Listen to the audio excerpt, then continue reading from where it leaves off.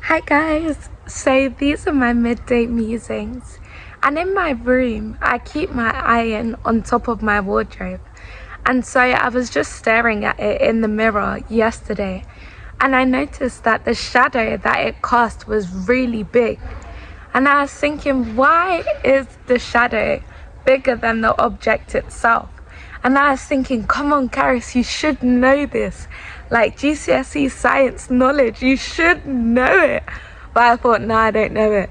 So then I went on Google and I looked at why the shadows sometimes appear to be quite big, and the Google was explaining that when an object is closer to a light source, then the shadow that it casts is a lot bigger.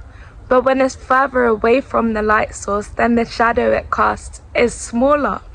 And from that, I started to think, whoa, when we're closer to the light source, being Jesus Christ, because in John chapter 9, verse 5, Jesus says, as long as I am in the world, I am the light of the world.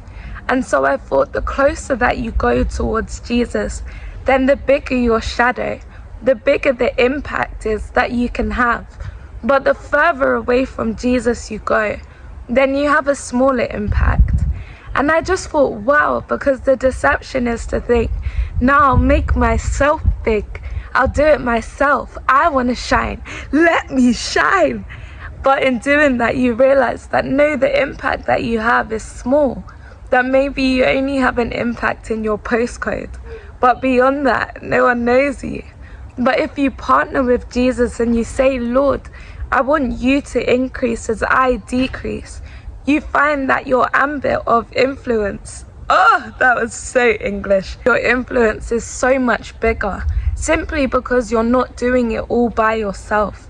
You've now partnered with Jesus, and so the shadow that you cast is huge. And then it got me thinking about John chapter 15, verse 5, where Jesus is saying to abide in me. And he said that without me, ye can do nothing. And I just love the phraseology of that scripture, because if you cut the scripture at without me, ye can do, it's like Jesus is saying, no, you can still do. Like, yeah, you can still do a whole lot. But then Jesus says that it amounts to nothing. So you'll be working, you'll be sweating, you'll be doing so much. It looks like, God, I'm working hard.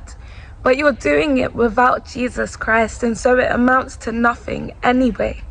And so I just thought, whoa, because you can think that, God, I'm really laboring, and God isn't unrighteous to forget your labor of love. It's just that your labor won't be impactful if it's done without Jesus Christ.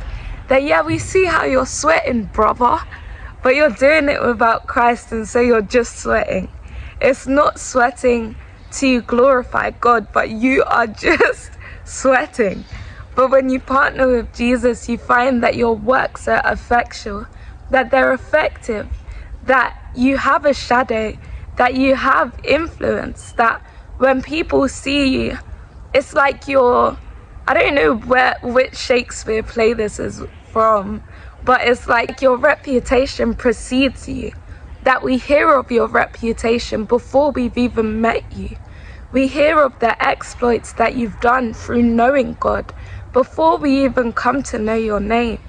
And so I just thought, wow.